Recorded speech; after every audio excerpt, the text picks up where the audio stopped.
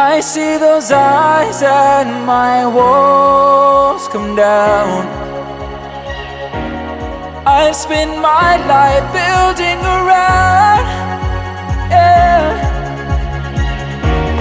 Though I may try, I can't breathe when you're not around. I can't help it with what I found. You build me up, you break me down, and only you know how I've given up. I must confess, you are my weakness.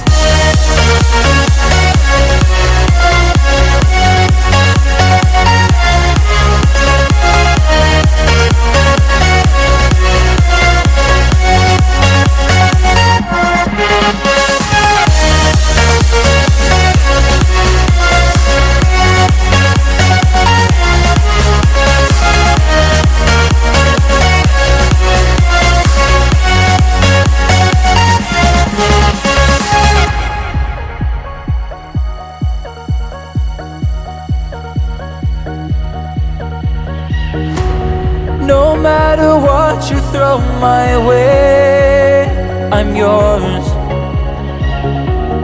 In my life I hope you'll stay forevermore. Though I may try, I can't breathe when you're not around, yeah. I can't help it with what I found. You build me up, you break me down, and only you know how I've given up.